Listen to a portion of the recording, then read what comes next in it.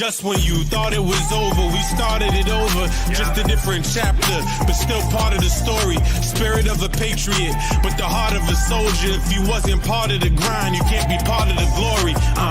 We right here, we ain't going nowhere. It's your worst nightmare. We back and they all scared. Every year is our year. The defense is top tier. Whenever you see that red and blue, it's a new era. They too scared of us. I don't know who said it was over, but they lied. The truth never miss. Kicking down the door like who let him in.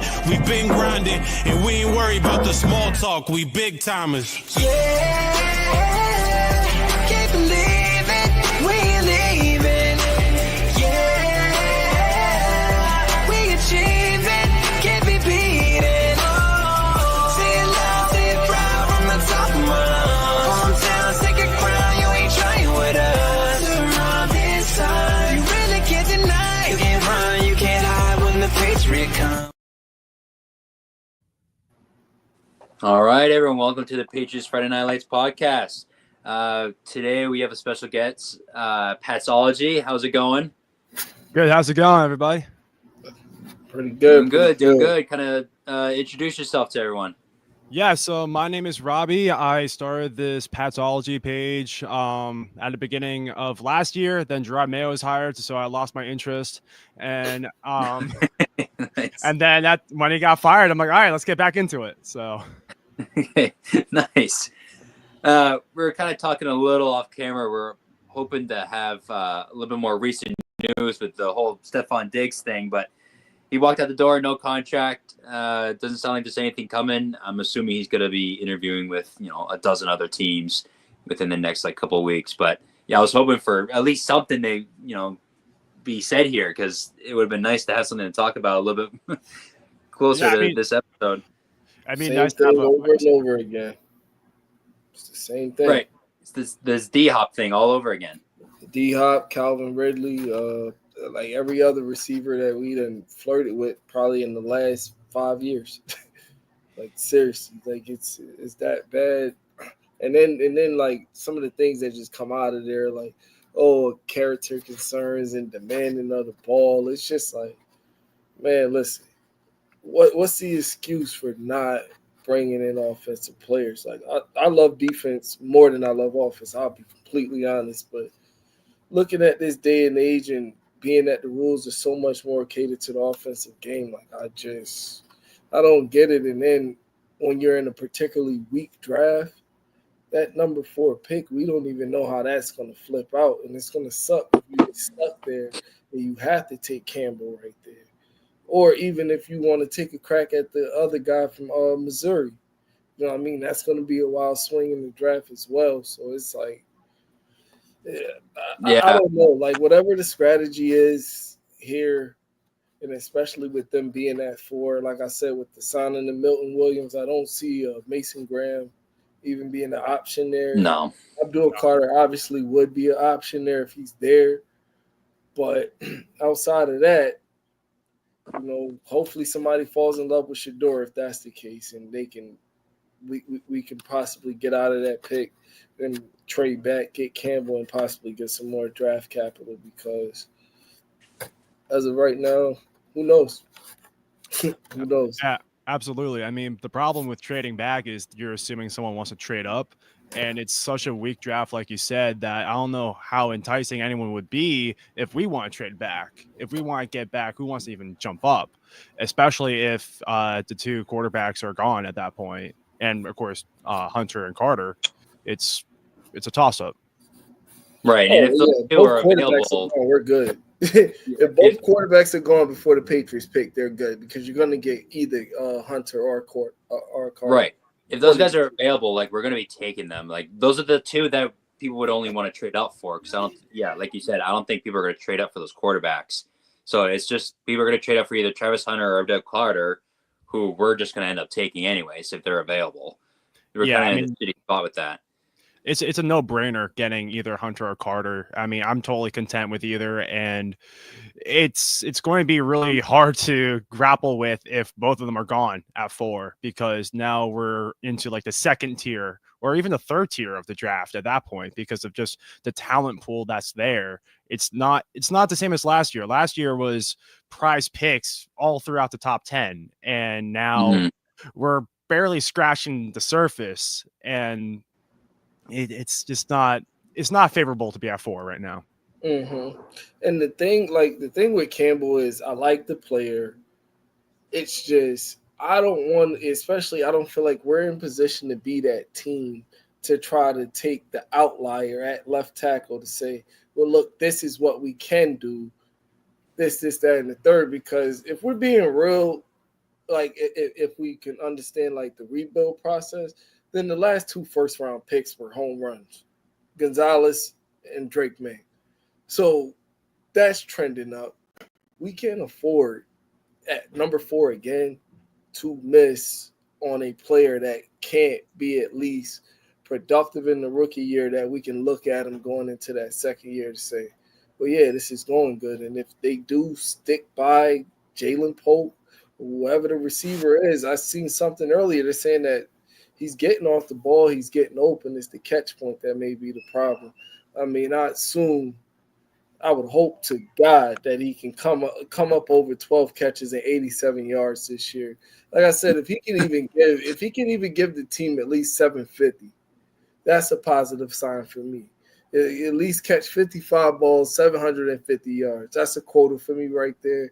And that's why, because realistically, I'm not looking at it, oh, we got to win the Super Bowl this year. But I do want to see good players come in, because guys that we're signing, it's a lot of defensive guys, a lot of linebackers. We paid a lot of money for Carlton Davis.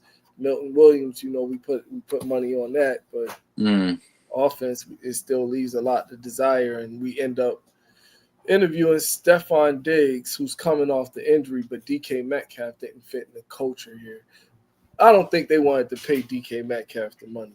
Yeah, that's more what I'm assuming, because that whole report of they don't want someone that's going to demand the ball like that for a rookie or for Drake May. That doesn't make any sense, because that's going to be every top tier receiver. They're going to demand the ball, and rightfully so, because they're the best. I think that report was just kind of bullshit. I think they just didn't want to pay him that kind of money, because it ended up being with the extension in his previous contract, it was 33 a year or something like that. I mean, that's a lot of money, but I think it was worth it for DK just where we're at. I don't know why we didn't want to do that. Yeah, at that point, you have to pull that trigger if he's even remotely interested in coming in. He would be the number 1 wide receiver by far. He wouldn't even have to demand the ball. He'd get the ball regardless. He's DK Metcalf. And sometimes, we're paying that suck tax, and people don't want to come here. And that's the unfortunate truth. We've seen wide receivers come in and out, rumor with us, flirt with us, and it doesn't materialize. I mean, considering where you seen that he went, they don't even got their quarterback situation even figured out. The fact that he even went to Pittsburgh, that should go. Right. Yeah, right. That's a slap in the face. It's money, and that's what I'm saying. DK Metcalf wanted to be here. If people, I don't think he's this, I don't think he's that. I've been seeing plenty of wide receivers. Like I said, what we see AJ Brown as now, we didn't look at. He was a very good wide receiver in Tennessee, but we didn't look at him at what he is at right now. AJ Brown is probably on now he's on a Hall of Fame type arc. You understand what I'm saying? Just based off of the type of numbers he's been putting up since he's been in Philly. And considering that, Jalen Hurts is a considerable better quarterback than Ryan Tannehill. Look at Terry McLaurin. He's balled out for years with non-quarterbacks. I'm sorry. That's crazy timing. What's going on? I'm sorry. I live in the city. But yeah, Terry McLaurin. We see how productive, even though we saw his numbers over the years, we saw what it could do last year when he had a Jaden Daniels. So I just think it could have been a good maturation with Drake and DK Metcalf. How does that not work? Two two guys that are just supremely that athletic that can take over a game. I feel like we really could have been something. Like, honestly, I really feel like we could have been something with him. Yeah, I'm with Diggs. When he went back for the physical, I thought like once that if he passed that we were going to sign him like right then and there, because like a physical, it seemed like that was kind of like the last question with him, right? Is the ACL, right? They already met him, found the personality and everything, and then they just need to see how that knee was. But I mean, he's still left. There's a video of him training right now that's kind of going around. Sucks. I wasn't the biggest fan of getting Stephon Diggs, but it sounds like it's between him and Ayuk, and I'd rather have Diggs than Ayuk. I think Ayuk is kind of overrated at this point. Still, like Ayuk didn't want to, like He didn't want to be here.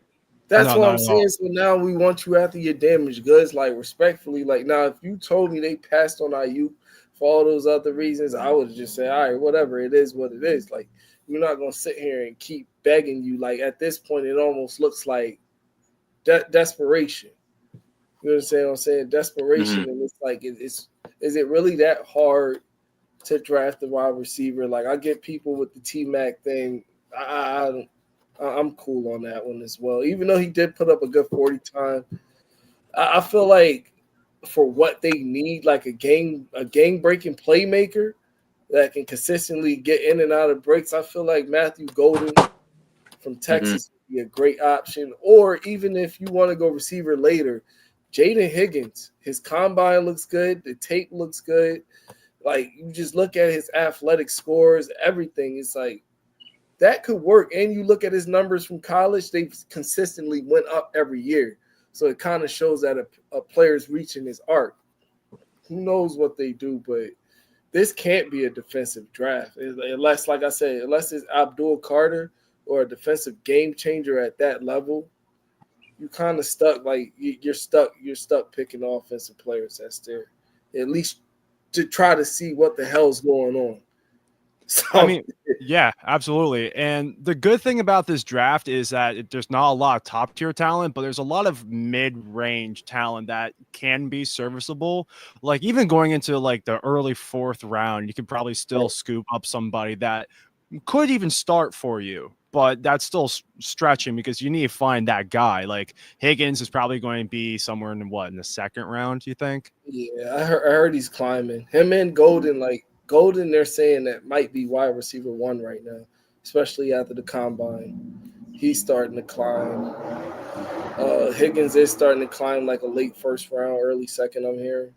So, yeah. Yeah, I mean, and then who is it? Josh Connerly Jr. out of Oregon. Yep. Apparently, the Patriots have interest in him, and he's another late 1st round, early 2nd rounder guy. And my thoughts on this is that, like, we can't miss out on players like this anymore. If we truly feel like, say, Connerly is a fix, we have to just go get him. We can't just wait at 38th. You got to trade it to come back into the 1st round. And if the draft is as weak as it is, I'm pretty sure somebody's gonna willingly go back to get a pick next year in a stronger draft. Which with this draft, like, everyone's going to want to trade down. So if we want to trade up, we're going to have a million partners that are going to want to do it. So we just got to be able to, pony up and do it, because I think everyone's going to be willing to trade down just with the lack of talent, like the supreme talent in this draft. So, yeah, someone like a Connerly, that shouldn't be a problem for us to be able to move up, right? We have the 2 thirds. We can still use that third that Judon gave us and just use that to kind of push everything up. Even if it costs that, it might take a 4th. It might take a 2nd. Who knows? And possibly next year's pick. Like, who knows? But they have 8 picks. 8, right? We have 8 this year? I think so, right? I think they also have a pick from the Nick Folk trade. I could be wrong. I know Judon's trade is in there. We got Atlantis in the 3rd. It would benefit them to have maybe a possibly second round pick. Yeah, I think the 2nd round pick you have to hold on to, like, as much as you can until you have to forcibly take it out of your hands. Unless they find another Jalen Pope.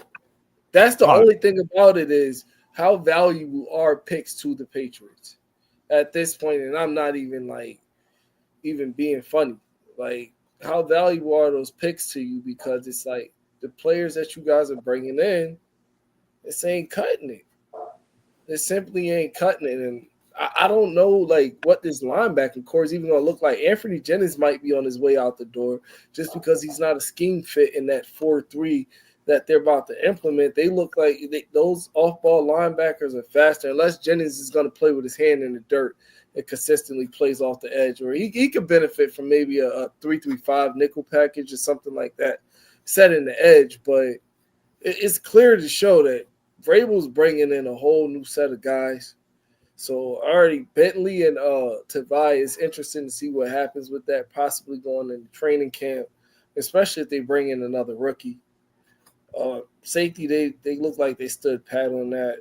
I'm not sure they're going to do a nickel.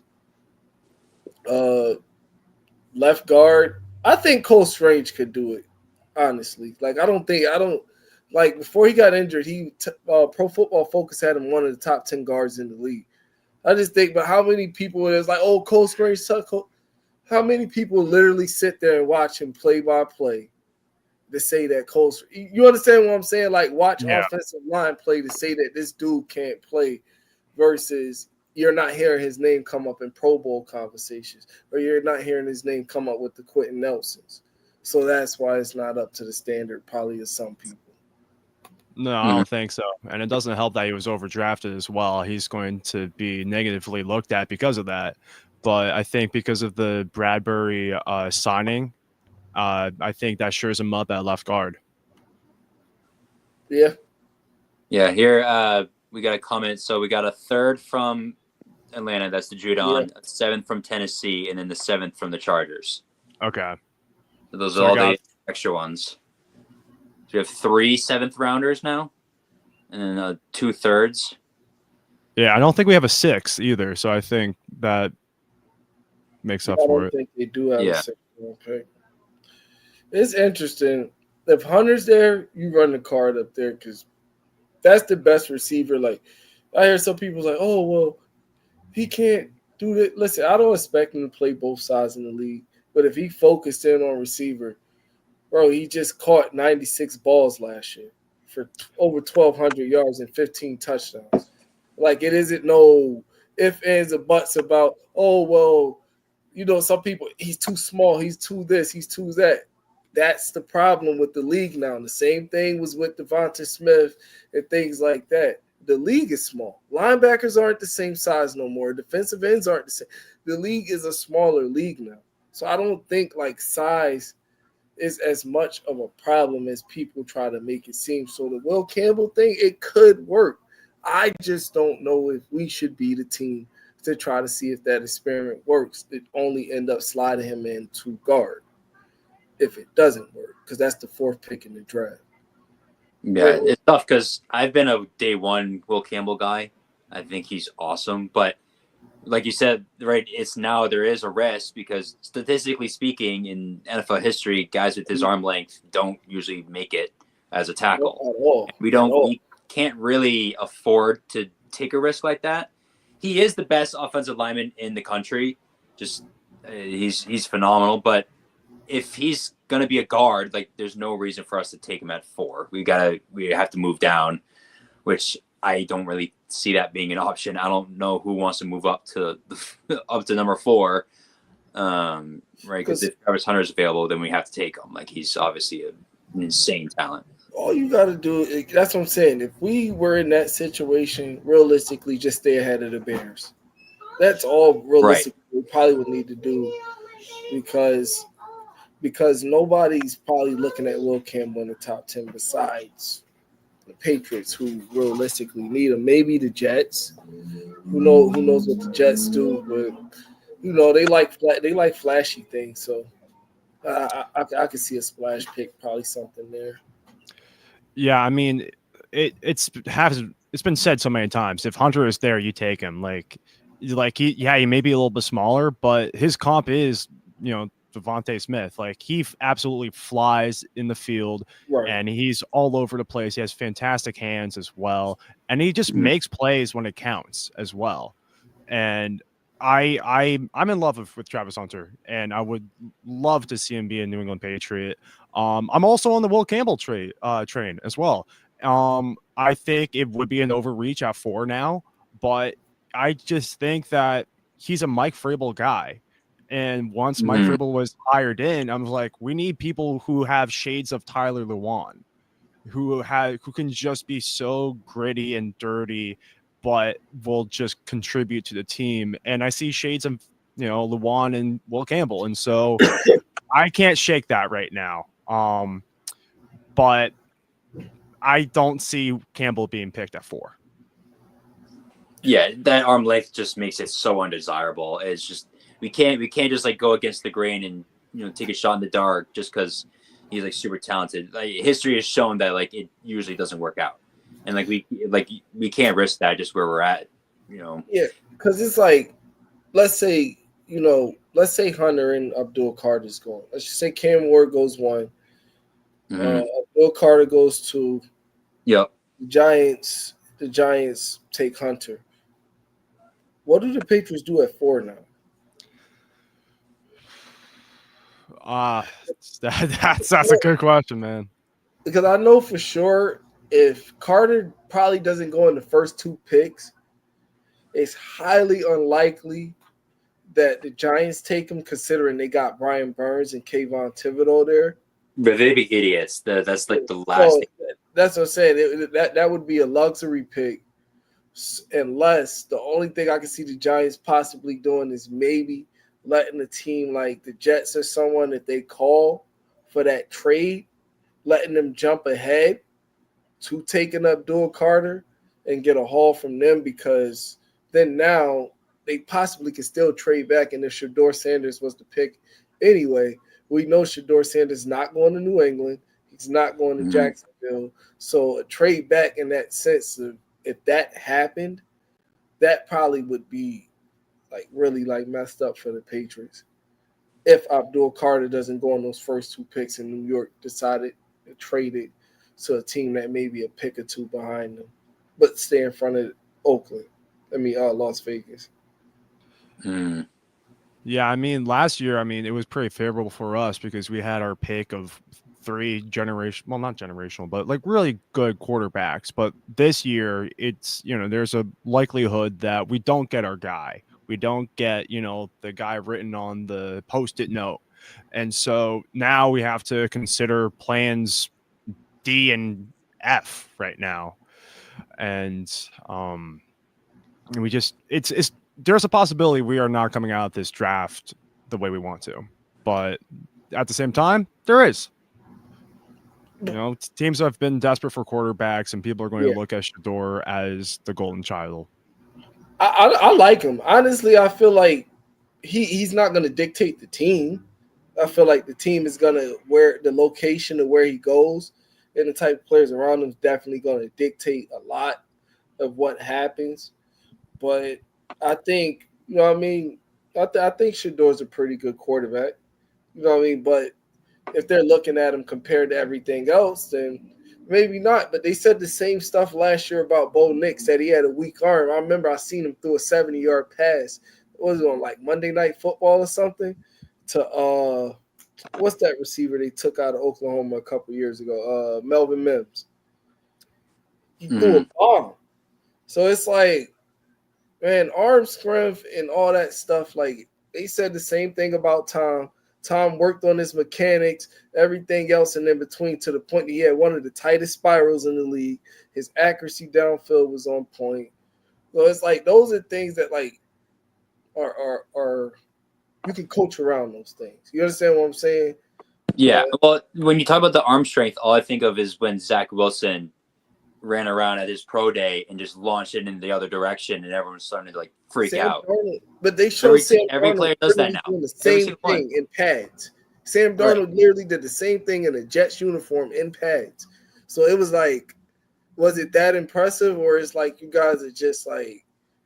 That's what's like. I don't know like how much of the workout that they take into consideration, because then if we want to do that, then Jalen Milroe is in a whole different class than every other quarterback in this freaking class right now. I'm surprised he's not even considered for like the third QB right now after that, because just how likely Anthony people are Richardson. just are so media driven. It's like, oh my god, look at how much he runs. Mm-hmm. I think it's the Anthony Richardson thing that maybe teams see, but I feel like that's not fair to guys because if you really look at their tapes in college, they're two totally different players. Jalen Milroe actually is more advanced as a passer. He just needs to work on maybe like some field reading and shorter field accuracy and things like that. But I thought he had a great year. Saban's last year, I thought he had a great year. They had a new coach this year, so things probably didn't work out that way. But honestly, he may benefit from going to Pittsburgh or somewhere. Like, I don't know. But some of these quarterbacks that are in this draft, like watching Cam Ward over the years, I never thought for once that he would be a number one pick in the draft. But Here we are today. Yeah, it's crazy. Yeah, it sucks. That fucking Buffalo game at the end of the year has like totally destroyed this entire offseason. Just going from 1 to 4 has been way more drastic than I was imagining. To be honest. They bought that like every other game you couldn't win. And then to say, we all know you guys were supposed to try to lose, but like my girl's right here, she'd tell you. I said when they put Joe Milton in early in the game, I'm like, man, I don't know, man. I'm like, damn, he didn't play all year. I was like, he might try to show out. And well, I'm like, speaking, we don't need him right, to show out. there's the report of I think we're looking for a 3rd round pick for Joe Milton. Speaking of trying to get more picks in, a 3rd round pick without a question, I'm taking. That'd be crazy. I don't see that happening. But 4th. Yeah, I take a 4th, a 5th. I mean, Jesus, a 4th round pick would be great. I mean, like, why?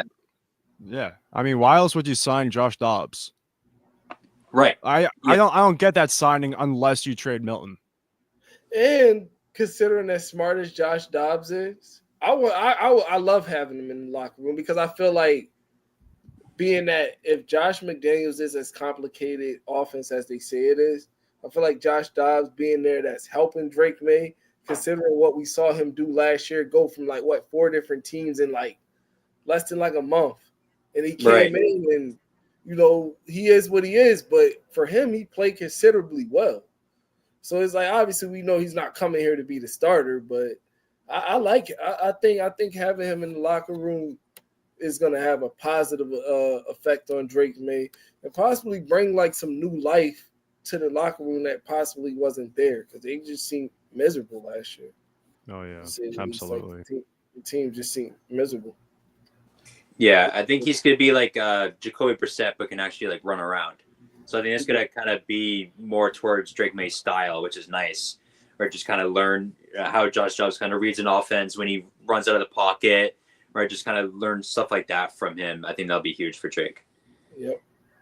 Yeah, I mean, Dobbs is a seasoned veteran, and he's definitely seen adversity, jumping from team to team. And, that will help when, like you've said, about learning McDaniel's playbook.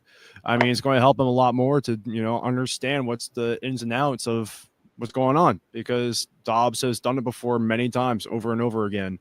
And this is May's first go around at losing your first offensive coordinator. It's like, welcome to the club. It's happened to so many young QBs, and it's halted so many young QBs like Mac Jones. So we're trying to turn that around. Yeah, Josh McDaniels was a safe bet anyway because 2 failed head coaching stints, and he ends up back in New England after both times. So they're probably looking at it as Josh McDaniels realistically, if the NFL is what we see it as. He probably won't be a head coach again, unfortunately for him. But that's a guy that you're not about to be moving off of this coordinator in the next year or two. Because that's what happens with teams when they start winning. They want to pluck the tree, or some offensive coordinators get glorified a little too early, then get fired. What's his name? Bobby Slowick from Houston. I remember C.J. Stroud, rookie year, they thought he was the next up-and-coming thing. Now he gets fired. Their former first-round pick, Kenyon Green, gets traded for C.J. Gardner-Johnson. They trade Laramie McTunsil, so Yeah, they blew up the whole entire team. And it's all after Slowick was supposedly like the next OC, and then gets canned the next year. Yeah, McDaniels is going to stay around for a while. right.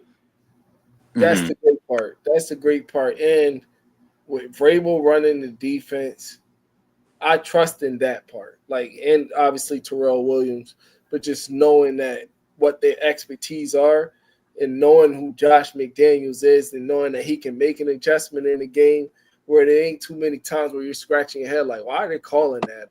Dude, Yeah. you know what I mean? No, Josh McDaniels actually he's very detailed in his work and Yeah. It's gonna be awesome, like watching a game and like knowing that like a lot of these games we're not gonna get out coached, right? A lot of this is gonna be relying on the players at this point because our coaching staff, right? Williams is, the most highly regarded defensive line coach in the entire league. Josh McDaniels, we all know what he can do. Vrabel is highly regarded. Like I don't like us being out coached and having to, worry about time management and situational type of football. Like it shouldn't be a problem for us. Like it shouldn't make us lose a bunch of games like it did last year, which is gonna be nice. Yeah, if absolutely. you guys can pick the best things that Elliot Wolf has did since he's been Trick man. Yeah. I feel like I can't give it to him because it was such an obvious pick. Right. I mean that's I the would thing. be Like calling it was a for that layup. beginning of the year. Like I'm talking about, like I said, and I'm a University of South Carolina guy. Okay, well then Christian Opened up. Gonzalez. Christian Gonzalez would probably be the best thing. That was Bill. That was Bill's pick. I mean, Elliott was technically there. Yeah, true. Yeah. I would say honestly, getting rid of Judon. Yeah, that Judon trade. That's looking pretty nice. Yeah. That came out to be good. But it seems like Elliott wants to pay all the hurt guys. You want to talk to Ayuk, you want to talk to Stephon Diggs, both guys that are coming off ACL tears. Mm-hmm. Because what happens sometimes is potentially they end up tearing the other one. I done had knee problems, and once the one started into the right knee, guess what? Left knee, overcompensating. Oh, so true. it's like to want to have to pay these guys late in their career like this. I've never really seen like too many guys like over the age of 30 still come out and be like crazy productive. Even the great Julio Jones, his last couple years in the league were what? You got to play a few out of him in every 5-6 games maybe. But, right. Yeah, there's an exponential drop off. Sorry, you go. The only receiver that I could think of that was over 30 that really became productive on a new team was Randy Moss. Right, we got him at age 31, I think. But like he was someone that like he never got hurt. Like I think he had like one like hamstring strain and took him out for like a couple days. Like he's like a wholly different breed. But I think y'all might laugh at me for this. But Parker had that potential. I just don't feel like him and Mac was a fit. If we got him like a year after that 1,400-yard season, maybe. But we got him like 5 years after that. But 5 years to play. Listen to this though. Listen to this though. That game versus Baltimore, he looked fantastic. Even that one game ruined his body. He couldn't. That was everything he had. It was in that one game. Mac missed him. Like we could have beaten Baltimore that season too, because I don't know if you guys remember us going for it on 4th down. Mm-hmm. Mac Jones tried to throw it to the flat. Parker was wide open up the sideline. Like he was crying Marlon Humphreys. I even watched him like beat on Gilmore. Gilmore's defensive player of the year in 2019, the last game versus Miami. I think he put up like a buck 56 on him or something like that. Yeah. So it's like Parker, he just couldn't stay healthy. And he was one of those receivers like Des Bryant. Who's another one that has to be force fed to get his numbers up? DK somewhat is in that mold. It's some receivers that's like them getting open never been their specialty. They're those possession guys that no matter who's on them, they can still make catches. Like I said, Des Bryant and Dak Prescott, that's why there was no correlation there. Dak Prescott's more careful with the ball. He tries to put it in good areas. Tony Romo was flinging it to him. Tony Romo, straight gunslinger. He putting it in there. Ben Roethlisberger, who's another one of Ben Roethlisberger's wide receivers? Force feed him. Juju was like that early in his career. He had to force feed him. He ain't gonna separate, but he can make good catches with people on his body. But the Patriots have been searching for that. Seems like for the last couple of years, because if you look at the body frames and types of guys that they've been bringing in, from N'Keal Harry all the way down to Tyquan Thornton, the Jacoby Myers, the Jalen Polks, I feel like they're chasing a certain prototype of a wide receiver, and it's just not coming to them. I mean, Jacoby Myers is decent.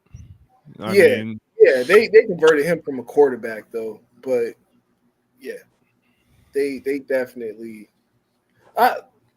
You could go ahead and tell them what I feel about Jacoby Myers. That's why I was just like, fill me in. The game versus the Raiders, like it's a bad look that you even went and signed with them. Like literally when he did that, may God be my witness. I said it right there on the spot. I said he's going there next year. I said because you're a football player, you're getting paid millions. Nothing about what you just did make any type of sense besides it was a big to the team. Because it was like you got lateral. What were you throwing the ball all the way back to Mac Jones for? What was you throwing the ball all the way back to Mac Jones for? To do what? He can't. He's the most unathletic person on the field. He can't throw it again. He's like, what was the point of throwing the ball literally that high up in the air, 30 yards behind the field? And then we lost the game. And then you wait to go sign with the team. That's a bad look. That's a big reason why they didn't make the playoffs that year. That game, Ramondre Stevenson's fumble versus Cincinnati, as much shit as we give Patricia, those players left a lot on the field too. Yeah, what do we think about potentially made that playoff at a 10-7 season? Yeah, what do we think about trying to keep Mondre? Right, you're kind I of like it. It's definitely hard. What was that? You need the Lightning. He's the Thunder. I just feel like they should feature him the same way as Josh McDaniels always did with a running back by committee. You think a lighter load will prevent all those fumbles? Like he had 7, the most in the league? I think so. Because his best year was with McDaniels when him and Damian Harris was splitting snaps. Mm-hmm. And it worked to perfection. Yeah, I mean, Antonio Gibson was a pretty good Lightning, not the preferred Lightning like you're talking about, but there was times last season where I thought Gibson had better games than Stevenson, and and currently right now Gibson is a little higher up than Stevenson. And including with this draft coming up, there's a lot of great running backs that you can pick up that late in the draft that could be on the field, and so I think Stevenson is on thin ice, but don't totally cast him out yet. I think he's one of the better running backs in the league. I kind of look at it the same way Najee Harris in Pittsburgh. Offensive lines make like a big difference there, but because the offensive line for the last couple of years, I'll run up. It's been up and down. Like I said, Ramondre, his biggest thing is the fumbles because it has literally lost them games. Right. As we were just discussing. But that's been something with him since college. Like literally, if you go back and look at Ramondre Stevenson throughout college and look at what his knocks were, he fumbled the ball a lot. So it's like sad to say it's kind of like it is. He is who he is in that regard. It's just now like I don't think that he should be the top back. Like I said, I feel like the role should be more featured, even if you give it to him 60-40. But bring in a younger, fresher guy. I like Dylan Sampson out of Tennessee. They got Scatterboo. I like me some Scatterboo. Yeah, I like Scatterboo. You can get versatile. And in the Josh McDaniels system, I love to see it. You can get versatile with it because we've seen what he did with guys like Rex Burkhead, James White. Right. He can line those guys up wide. He prefers for the running back to be a weapon in the passing game, and we all know Ramondre's not that. Gibson can be that, but he got some tread on the tire. Like I said, they need some fresh legs up in there. Yeah. Because the offense is slow. We need some speed on offense. Like there's nothing about the Patriots offense like scare you speed wise. Besides Drake May, when he gets outside the pocket, but Tyquan might have did at a point in time, but teams figured that out that hey, this guy's just a track runner and all he's going to run is one route. Yeah, put a hand on him and he's toast. Right, that was too much speed, not enough football. Right, that was just we literally because I think that offseason everyone was talking about like we need to be faster, and then we ended up drafting the fastest guy, and that was like kind of like the selling point, and it was just it was terrible. I think Jalen Polk. I'm gonna be honest. For some reason. And I'm just gonna make it. For some reason, I feel like Jalen Polk's gonna kind of break out this year. For some reason, I feel like McDaniels because you can't get no worse than 12 catch. Like I feel like 12 catches and 87 yards.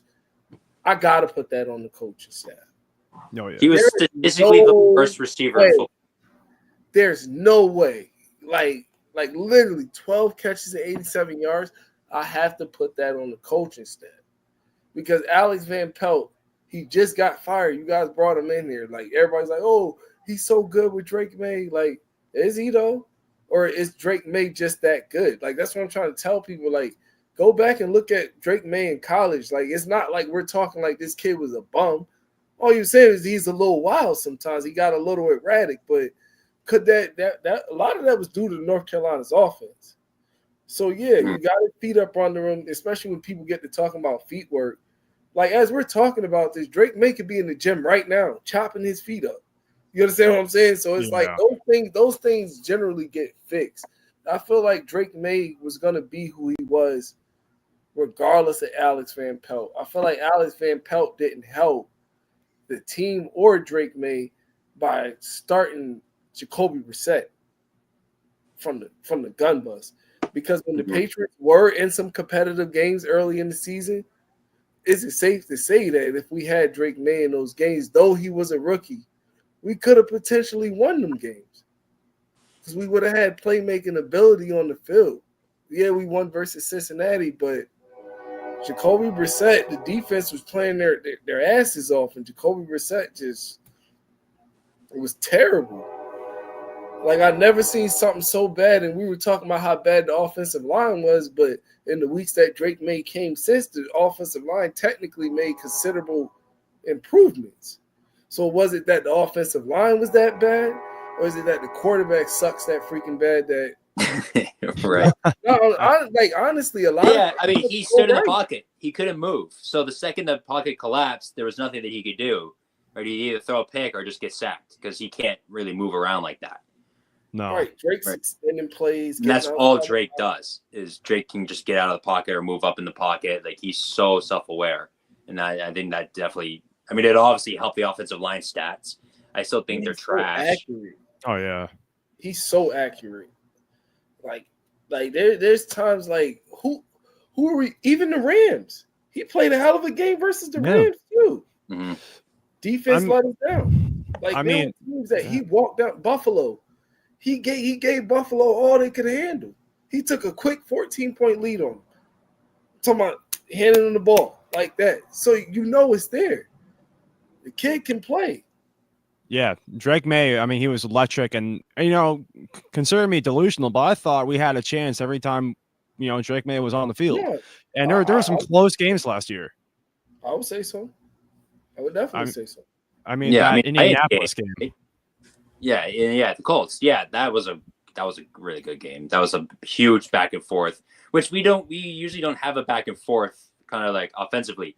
Usually it's right, especially with Jacoby Brissett. It was like, right, we get down to the field to like the 40, and then we take a bunch of sacks, and then we punt it, and then the other team kind of gets all the way down, a couple sacks, punts it, and that's like the back and forth we're used to. But then when Drake May would get in, right? The Rams game, the Colts game, the Bills game. It was a back and forth more on offense, which was kind of cool to see, like a total change just from this one guy stepping in. Oh, He that Colts definitely game, makes the team better. that Colts game, they shot themselves in the foot because they lived in the red zone that whole game, and it was like the offensive line played well all up until we got to the 20 or inside the 20.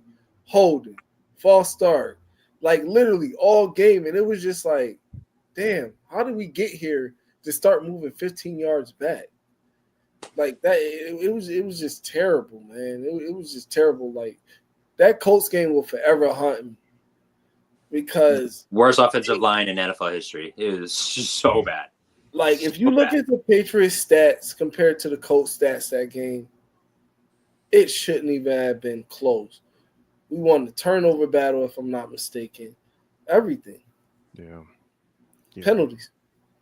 Yeah, I mean, we got severely out coached and just keep on shooting ourselves in the foot last season, and especially that Colts game. Just I remember that Joey Sly kick just falling just a little short, and it just hurts because we get so close, we get right there, even despite all the negativity, all the bad offensive line play, and just the inconsistencies at wide receiver. Like we were so close, and then just to fall short, and then just it all unravels again. So I don't know. Yeah, man. And yeah, it's just a cycle of like insanity. Just every single week just seemed to be the same exact thing, right? Like the game where you're talking about where Nick Foles was just short, right? That was like a coaching thing because I think the last couple weeks we weren't letting him kick within like 30 yards. And then all of a sudden we want him to kick, 68 yards for an NFL record? Just That was an NFL record. Right? Like, what the hell was that? We lost the game when Gerard didn't challenge that play. Right. That too. Right. Not the coaching. Right. That's just crazy. That was not a catch at all. They were saying it, but Gerard, in his reasoning for not doing it, was like the stupidest answer I've ever heard. Like, dude, the game is on the line. You do know, had that not been a catch, I think it would have been fourth down or it would have been turnover on downs or something. Ball game. Yeah, you let Anthony Richardson walk you down. Like Anthony Richardson, like, yo, when I see anybody playing with the Colts on Madden, I get excited. I get excited because I'm like, oh yeah, I'm about to get a bunch of stray bullets flying around out here. Yeah. But in all seriousness, though, it's just like with the Patriots, just as an organization, not even only speaking on like variable, it's just I feel like the fresh blood needs to start in the front office. Like I said, you wanted to move on from Bill. I'm a Bill guy. I love Bill to death. But you wanted to move on from that culture, then they should have just moved on from it entirely and also moved on from those guys that helped him make those picks, because even in Mac Jones last year here, we lost 8 one-score games. So it was like the defense kept them in. The team probably wasn't as down low as graded, but the quarterback was that bad. So now you brought in some new blood, but now it just still looks like a lot of the same Belichick type stuff going on in free agency, as well as now we're trying to figure out what's going on with the draft. Last year was a wash. And if you really kind of start looking in on Vrabel's time in Tennessee, wide receiver hasn't been a strong suit for him there, neither outside of A.J. Brown, because the Calvin Ridley and even Julio Jones thing together didn't match. But then again, they had Tannehill as the quarterback, so you got to give him some grace there. But this is like, I feel like the Patriots need to come up with their own blueprint and stop trying to chase behind these other teams' blueprints, because like you guys bringing in coaches from the Browns and things like what do we want? Like, what do we want coaches from over there for? Like, no offense, but I think you're right. Poverty franchise. I don't want to do with it. Like the $230 million quarterback has freaking went there. Right. So it's like things like who are we right now? We don't know. We don't know who this team is. All right, we want to build from the trenches. That'll keep us competitive. I don't think defense. I think defensively, I think that we're fine. honestly. I feel like if they could start today with today's defense, with the additions that they got, they might be fine. Maybe they probably realistically need a true edge rusher. So I think Keon White likes to play more inside, but the offensive side of the ball is the biggest scratcher to me. Yeah, I mean, we've done what? Sign Morgan Moses, and then we got the center from the Vikings. Right, so the center doesn't really count because we got rid of David Andrews. So we kind of just like reset ourselves. You're going to need a tight end at some point. Right. Yeah. There's plenty in the draft to go around. I think there's a lot of high value. Yeah, for them. Mm-hmm. So, but whatever happened to those guys that can block, like the Gronk type of tight ends? Well, Kyle Pitts kind of fucked that up. Kyle Pitts, he seemed to kind of be the new prototype that everyone wants, and then he's terrible. Yeah, no. I mean, that definitely broke the mold on tight ends. Yeah, but like you said, and he sucks because I would take Laporta in Detroit over him any day of the week. I would also take who has another good McBride. He's good. Yeah, from Arizona. Who's another team that has another good young tight end? Musgrave from Green Bay. Bowers, obviously. I would trade the 4th overall pick for Brock Bowers straight up. That dude is disgusting. Oh, it's great. You ain't lying though. Like I wouldn't. Without a question, I'm using the 4th pick to get Brock Bowers. That dude is a monster. So why not use pick number 4 to get Tyler Warren then? Because Brock Bowers. Brock Bowers just set the rookie record for like everything. We don't know if Tyler Warren's gonna be like that. How much lower is Tyler Warren? He's not even as good of a prospect as Brock Bowers was. I think Tyler Warren is gonna be a dog. Just based off of what you see on film and how he lines up. He if you told me Abdul Carter and Travis Hunter wasn't there and the Patriots somehow just ended up taking Tyler Warren right there at number 4. I feel like in the long run they could justify it. I honestly do. In the long run, because him as a target for Drake May, he could come into the Patriots locker room tomorrow and be their number 1 target. That's how good he really is, considering what we already have in the field. I'd rather get a receiver. Drake, we still have Hunter Henry. Like, I don't want to just he's our best, that's our best position on offense, right? Obviously, besides Drake, I think it's our tight end, right? With Hoop and Hunter Henry, those guys are both super reliable. I don't want to use their 4th overall pick just to strengthen our strength. We bullshit. We just bullshit talking. But seriously though, Josh McDaniel's system is really built off of those tight ends and those slots. That's why I think that the report that's coming out, them going to hit receiver later in the draft, makes a lot of sense because I feel like Josh McDaniels may get his hands on maybe a Jalen Noel or one of those other good slot receivers. And I feel like knowing who he is as a coach, considering Julian Edelman and Jacoby Myers, what Jacoby Myers became and was starting to become in the Patriots system, I can see that being an option, and whoever that new slot receiver that comes in is probably going to see a lot of high volume of passes and things like that. So that's always an option too. But the outside threat, we're still waiting to see who that is. Yeah, I mean, Kayshon Boutte an option at the outside? So. I think so. He was nice this year. I always give him his props. He was nice. That was a huge jump. I got to give him his flowers. Like he went from like what Jalen Polk was to having 500 yards and being a target for Drake down the field. Like he was like the guy to go downfield for our offense. I got to give him his flowers. The Giants just signed Jameis Winston. Oh, so really? I wonder if that would be more. That's got to be Shadur Sanders, right? They're taking a quarterback. Yeah. Right, they got to be. Well, no, that's for Rodgers got to be out then. Because Schefter has said, according to Schefter, he said you can write Cam Ward in the pen. Write it down. Number 1 pick in the draft. So if Schefter's saying that. Yeah, which makes sense. I mean, he's the best quarterback. Quarterback's the number 1 position. You want to roll the dice on Will Levis? Absolutely. No. I ain't even The gonna dice lie. has been rolling for way too long. I That dude's ain't gonna lie. I kind of thought it was gonna be Christian Gonzalez, then Will Levis was gonna be the picks in 2023. Oh, that dude's so no. bad. I'm bullshit talking. I think he's But- from the area though. What is he from? Connecticut, I think he is. I think he Right. grew up a Pats fan, actually, Will Levis.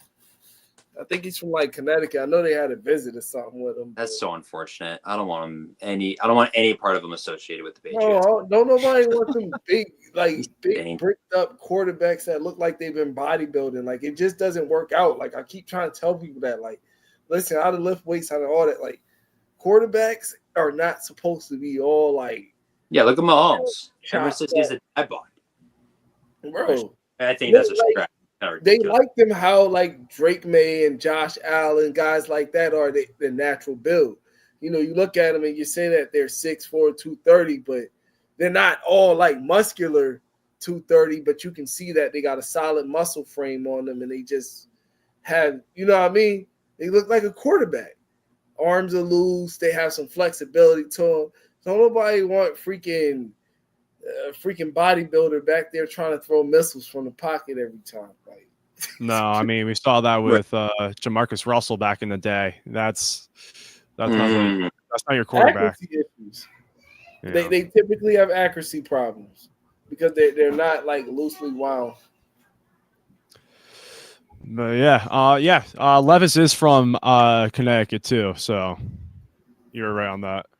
Yeah. I think they showed him wearing Patriots jerseys and all that when he was younger. How unfortunate. Yeah, now I mean with Tennessee now, I mean it makes sense that the head coach wants to get his own quarterback. He wants his own implement. So that definitely probably will make him more the Tennessee Titan. Here's the thing. Here's why I think the Patriots will make out at 4. Because like how we were just talking about how the Giants just signed Jameis Winston. So if Joe Shane and Brian Daboll are kind of on their last legs, so meaning that they have to show considerable improvement or something this year to show that the signs are pointing in the right direction. They're not going to be able to accomplish that without a quarterback. You just signed Jameis Winston, and if Cam Ward is going number 1, I feel like Shedeur Sanders has to be the pick at number 3. He has to, because if your jobs are on the line, what are you going to do about the quarterback position? I'm not even so sure that Jalen Milroe might fall to the second round. The way that Dart is being projected now, the quarterback position is nuts. Yeah. So that's why I think the Giants are going to have to take their swing right there at number 3 to get Shedeur, because their jobs are on the line. You can't afford to come in. Your job's on the line, and you're going to put it in Jameis Winston hand? And Schoen's definitely fighting for his life over there. I mean, that obviously we all know the Hard Knock situation where it was just a complete dumpster fire. Right? He's going to do everything in his power to get at least one more year, because if he gets fired, he's never getting a job like that ever again. Like there's no shot. He's totally destroyed his image. So I think, Shedeur Sanders or Cam Ward is like the automatic pick. Like you can't do anything else if you're them. Like you got to go for it all. Yeah, because he has to make up for the Saquon Barkley mess. Right. Like what just transpired? And Xavier McKinley, when he went to Green Bay, he became the interception leader in the league. I don't know if he was there when Leonard Williams was there. I'm not sure, but he had a good year last year, even though Leonard Williams went through him in the Jets. But matter of fact, he was there. Leonard Williams came from the Giants to the Seahawks. So it seems like realistically they had good players in there. So you're not going to get by this with we picked Malik Neighbors and we got Brian Burns in here. Well, somebody got to throw Malik Neighbors the ball, and Brian Burns, they're going to lose Malik. Malik is going to request a trade. He's going to go straight to the Commanders. That's what I'm saying. So that might be the fortunate part for us, that they're locked in. It ain't even no question about it. The Giants, even if Travis Hunter is there, they can't even afford to get him. They're too desperate. So we might be good. By the time the 4th pick come and go, we might be having Abdul Carter or Travis Hunter. Like I said, Travis Hunter, I can take him exclusively as a wide receiver early Yeah, on. I'd rather Travis than Abdul just with our offseason where all we did was defense. I want to see some offense. Like, that's our weakness. Like, we need to pony up on offense. And that's even if the Carlton Davis contract doesn't work out. And let's say you bring in more receivers, you can put Travis Hunter. Easy fix. I see Carlton working out just with Gonzo. I think Gonzo is going to be enough for him to put up his own, right? Gonzo's going to take the A.J. Browns, the C.D. Lambs, the Jamar Chases, and then Carlton Davis is going to get the seconds. And I think that's going to be totally fine. I don't think that's going to be a problem. And I think they're going to allow Duggar and Peppers to get to how their true form as well, too, because they can hold their mans and hold their jobs down a little bit more and let the safeties kind of fly and roam around a little bit more. Yeah, absolutely. I agree. So we might be good, fellas. Either We might be all right. Might be all right. But what do we do at 38? We have to take a tackle there. You take a tackle. I think you double dip at tackle. First few rounds you double dip. Yeah. Yeah, with Morgan Moses being 34, that's not the worst. Right. I'd rather us.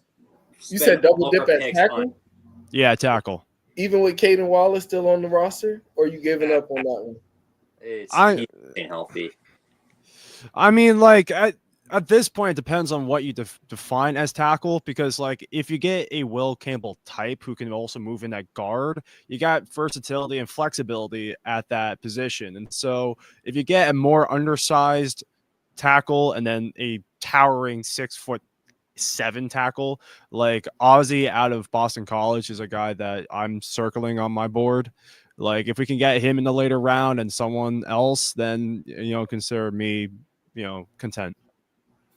So who are some like later round edges that you think we can get? Because if we have to address wide receiver and tackle at the first two picks, possibly gonna need an edge, because that's right up there with the needs as well. Landon Jackson out of Arkansas is a monster. Talk about just huge presence, and he also dominated the combine as well.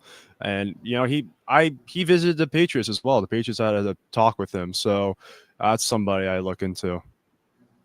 I like that pick as well. For me, it probably would be Tyler Batty out of was it BYU? I liked him at what was he playing at the Senior Bowl? Probably. I like him, or Josiah Stewart out of Michigan.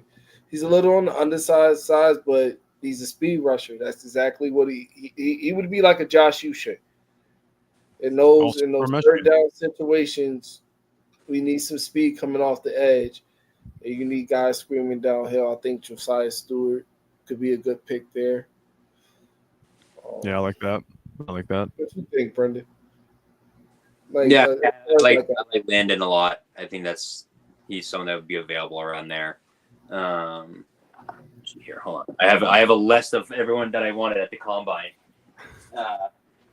Let's see. There was what do we think? Like Jack Sawyer, would he be around at 38? Do you think, or he's more of a first rounder? I think so. Yeah.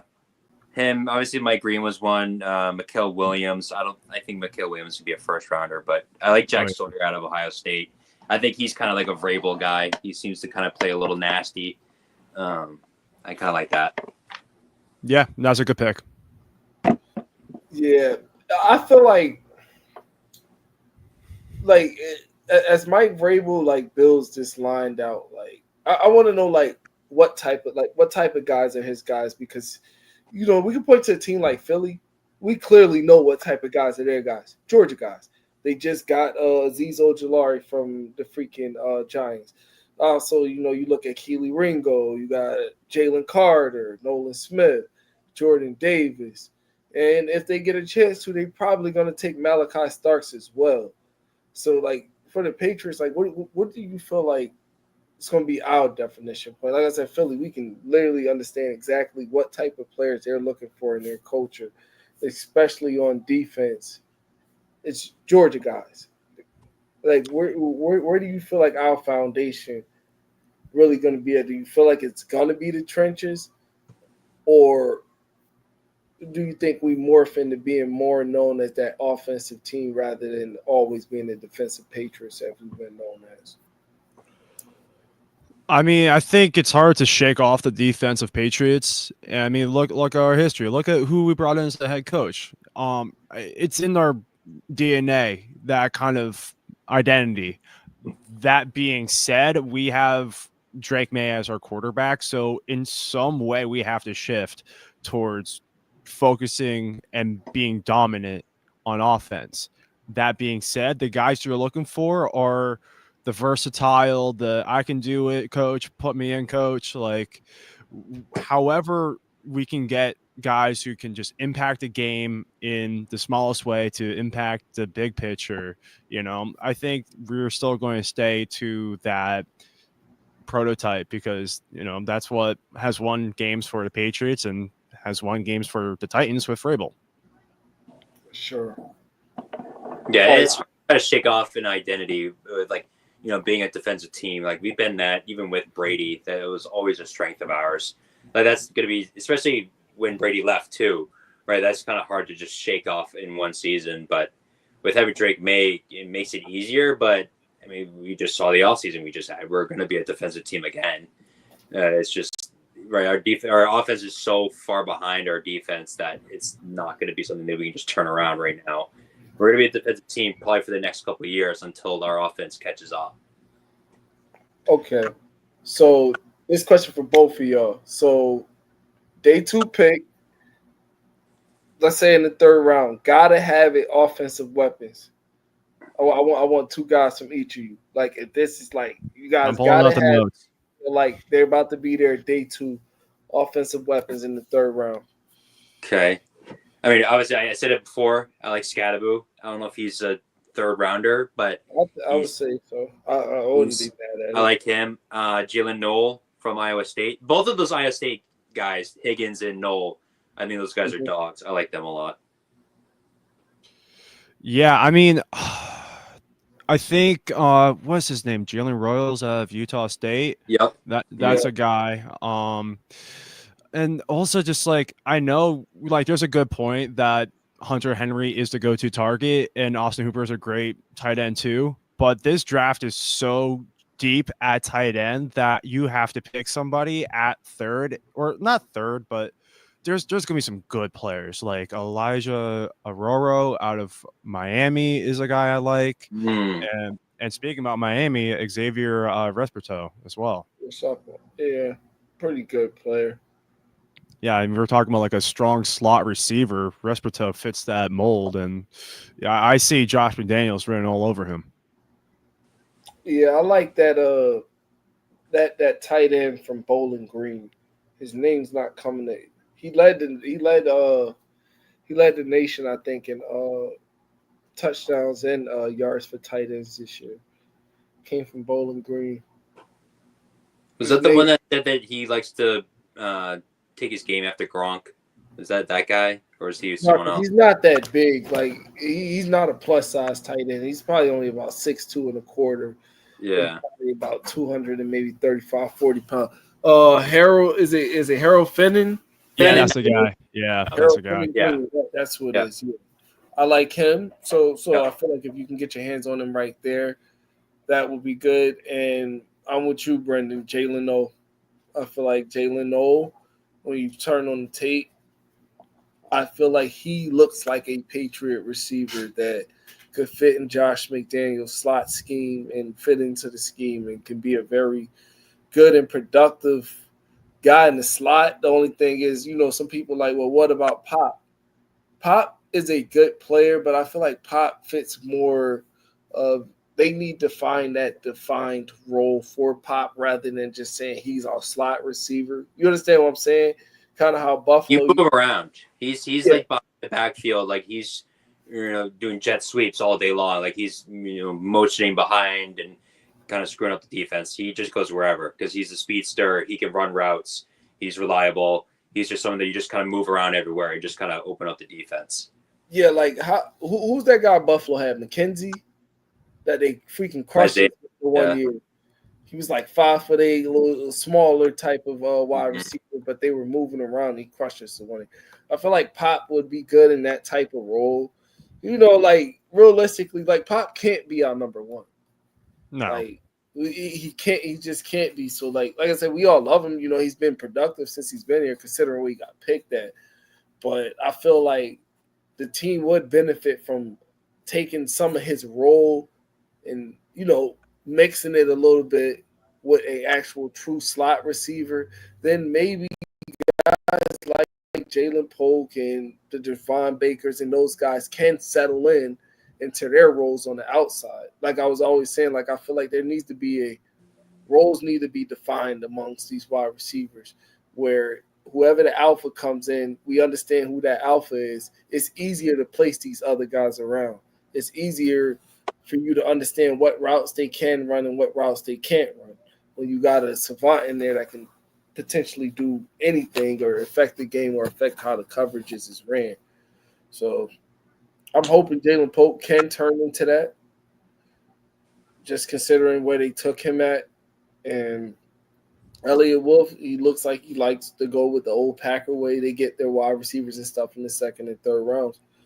So we'll see. Yeah, I agree there. I agree. Literally, that's the Packers for you. That's what they do. Yeah. They never take their guys. They take defensive players in the first round. I think they never took an offensive skill player in the first round the whole time Aaron Rodgers was there. No, he didn't. No. No And that kind of scares me. Right. That's like the complete opposite of what we're trying to do this year, right? That's what I'm saying. So it's like, these are all things to consider when trying to look at like how we took Drake last year, so there's a difference, right? We did an offensive skill player. They took Jordan Love. We want to do that, right? But, yeah. We talk about offensive skill players. So wide receiver, even if Ibuka, what happens? What happens if we get Carter at 4, and then you somehow get to the second round, but we still haven't addressed the tackle position, but Ibuka's there, and he's a great slot option. Do you pass on him? I think you can take him and then use the 2/3 to move up back into the second, get a tackle. Right, we're talking about Connolly over there. We can probably move up and get Connolly too. There's a few tackles that are going to be in the second round, but Ibuka, he's supposed to be a first rounder. So if he falls, like that's something that you should take. I could see it happening, just the draft being as weak as it is, and it being like a traits type of draft, or the reverse effect can happen. T-Mac could be the one end up falling in this case, where teams may start falling more in love with Ibuka and Golden because they're looking not more so for the big body type, the jump ball types. They're looking for guys that they can use in the slot and also use on the wing, and that can get open very quickly. Yeah. Both guys would be very effective depending on where they go. Yeah, I think at a certain point, if McMillan starts to fall like towards the 20s, I think that's where the Patriots should be making calls. And it's like, because that's like a value. If you can get someone at 4 and then get McMillan, of course that's dreams right there, but very unlikely. But still. Yeah, I mean, going into the 20s would be crazy. Like that's like we have to do that. Because Luther Burden's still there too, and he's supposed to be. We don't know. He could be a second, or he could go in the first. Mm-hmm. It'll be very interesting to see what happens with Luther Burden. But after those guys, like I said, Jaden Higgins, I got Jaden Higgins a lot higher than maybe some people do, because like I said, I kind of see him he's at an arc. I can see him going up, but I wouldn't even be mad at it if they took Jaden Higgins with pick number 38. Like I said, I like the combine and I like the tape, because if you put him and Ted McMillan side by side, and then you look at the tape plus the combine, mm-hmm. Jaden Higgins, you can make the argument where you would take him right there in that same range, because Ted McMillan, a lot of his is jump balls, comebacks, slants, drag routes, things like that. As to where you look at Jaden Higgins, he's actually separating. he's running more dig routes. Like he has a little bit more of a route tree to him. So, like I said, Ted McMillan seems like his draft is kind of like slowly plummeting. Oh yeah.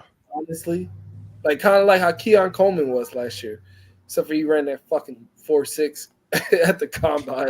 That's why he fell to the early second round. But that was Keon Coleman coming out of college. If you watch him, he was dynamic.